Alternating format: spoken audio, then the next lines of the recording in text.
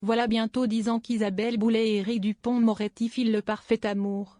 Et le passage au gouvernement de l'avocat n'y a rien changé, bien au contraire. C'est ce que l'intéressé a déclaré ce samedi 1er février dans Quelle époque. Sur France 2, l'ancien ministre de la Justice était l'invité de Léa Salamé pour évoquer son one-man show baptisé J'ai dit oui, dans lequel il raconte les coulisses du pouvoir sur la scène du théâtre Marigny. Un spectacle mis en scène par Philippe Lelouch, présent à ses côtés. En préambule, la présentatrice l'a questionné sur sa vie politique. « Honnêtement, vous auriez aimé continuer ?» lui a-t-elle demandé.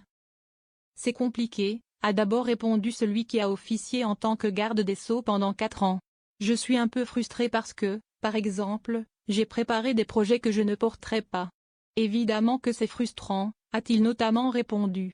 Il est ensuite revenu sur ses débuts au gouvernement et a expliqué comment il a appris qu'il allait devenir ministre.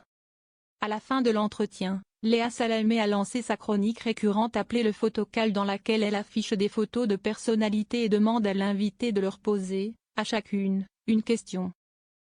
Après Emmanuel Macron, François Bayrou, Gérald Darmanin, Bruno Retailleau, Marine Le Pen, Jean-Luc Mélenchon, Donald Trump et Philippe Lelouch, Léa Salamé a montré à l'avocat une image d'Isabelle Boulet. Visiblement très émue, l'homme de loi est resté bouche bée devant le visage de celle qui partage sa vie, les larmes lui montant aux yeux. « C'est pas chouette, ça, c'est pas bien. Vous savez que, » a-t-il dit le sourire aux lèvres à Léa Salamé. « Oh, il est pudique », s'est amusé Philippe Lelouch. « C'est vrai », a renchéri Éric Dupond-Moretti avant de poursuivre. « C'est mon amour. C'est mon amour Isabelle », a-t-il repris. Et d'ailleurs, puisqu'on parle du spectacle, elle a posé sa voix sur une merveilleuse chanson qu'a interprétée Reggiani, « Ma liberté ». Pendant les 4 ans, ça a été dur ? A relancé l'animatrice. Oui, parce que je voyais ma compagne tous les 15 jours, 3 semaines. Elle habite au Québec. Je montais au Québec, elle venait à Paris.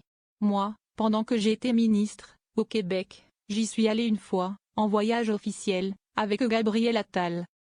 Ce que je veux vous dire c'est que, même là, on n'a pas eu beaucoup de temps, a-t-il raconté. Il a ensuite relaté la réaction d'Isabelle Boulet lorsqu'il a accepté le poste de garde des Sceaux. Elle m'a dit, « Je respecte ton choix. » Elle craignait déjà et elle avait compris que ce serait un grand chambardement dans notre vie.